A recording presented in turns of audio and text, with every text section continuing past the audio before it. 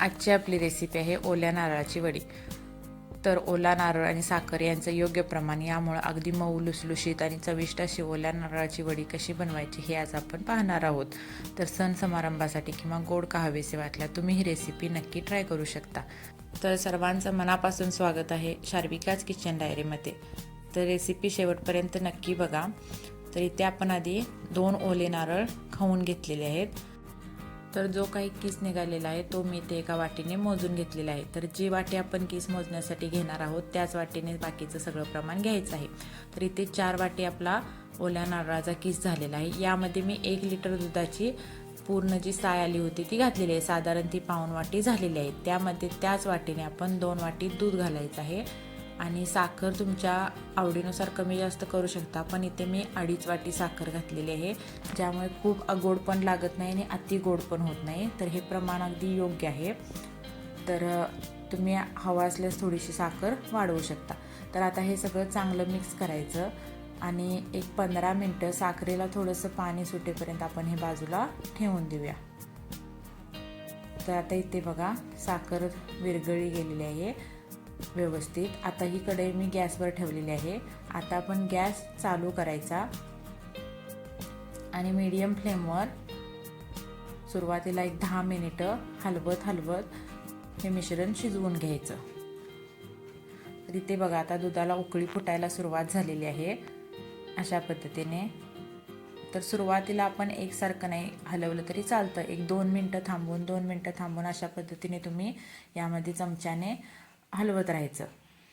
तर इकडे आपण काय करूया, ताटाला एका तूप लावून घ्यायचं. ज्या ताटामध्ये वडी बनवायची आहे त्याला तूप लावून घ्या. तूप थोडंसं जास्त लावायचं, ज्यामुळे वडी ताटाला अजिबात चिकटणार नाही. अशा पद्धतीने एकसारखं असं सगळीकडे हे तूप लावायचं आहे. तर हे ताट आता आपण बाजूला ठेवूया. तर हे बघा आता यामध्ये थोडंसं पाण्याचं म्हणजे दुधाचं जे प्रमाण होतं ते कमी झालेलं आहे, थोडंसं आटत आलेलं आहे. आता इथे मी घातलेले आहे पाऊण चमचा वेलची पूड. चांगली मिक्स करूया आणि अगदी किंचित चिमूटभर मीठ घातलेलं आहे. मिठामुळे कोणत्याही गोड पदार्थाची चव अजून वाढते. तर आता हे चांगलं मिक्स करूया. तर आता इथे बघा या स्टेजनंतर थोडासा गोळा होत आलेला आहे. अजून पूर्ण गोळा बनायला सुरुवात झालेली नाही. आता या स्टेजनंतर गॅसपासून अजिबात बाजूला व्हायचं नाही. अगदी तिथेच उभे राहून अगदी मिनटाला आपल्याला हे मिश्रण परतून घ्यायचं आहे, जेणेकरून कढईला खाली लागू नये आणि त्याला लालसर कलर येऊ नये. जर खोबरं खाली लागलं तर बर्फीचा देखील कलर असतो तो लालसर होतो. आपल्याला जर पांढरी शुभ्र बर्फी बनवायची आहे तर आपल्याला एकसारखं इथं हलवायला पाहिजे.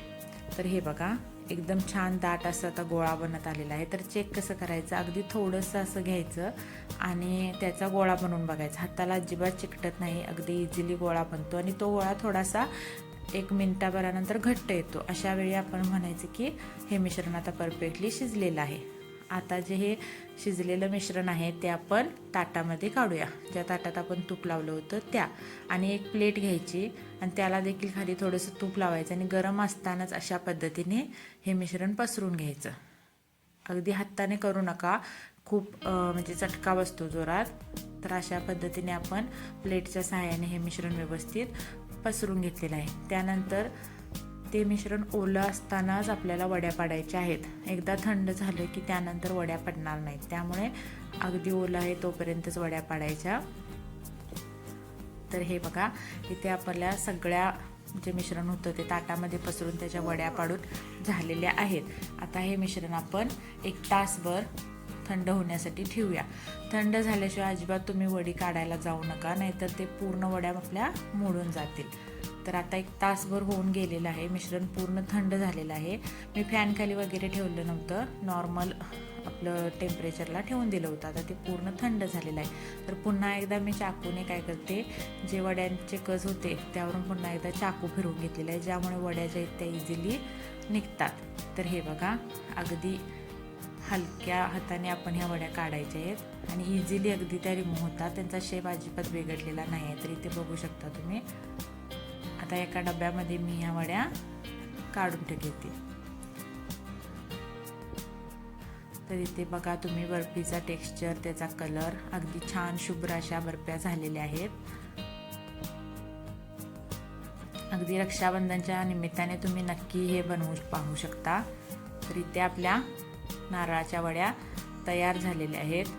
अगदी पांढऱ्या शुभ्र मोजक्या साहित्यामध्ये होणाऱ्या आणि तुम्हाला परफेक्ट टिप्स सांगितलेल्या आहेत की वडी परफेक्ट कशी बनवायची, ज्यामुळे ताटाला अजिबात चिकटणार नाही आणि अगदी व्यवस्थित अशी वडी ही होईल. खूप कडक होणार नाही, आतून एकदम सॉफ्ट होईल आणि चवीला देखील एकदम छान क्रीमी होईल. दुधाची जी साय वापरलेली आहे त्यामुळे त्याला एक छान टेस्ट येते. तर कशी वाटली रेसिपी हे नक्की सांगा आणि करून बघायला अजिबात विसरू नका. आणि रेसिपी पाहिल्याबद्दल धन्यवाद. तसेच चॅनलला लाईक करा, सबस्क्राईब करा.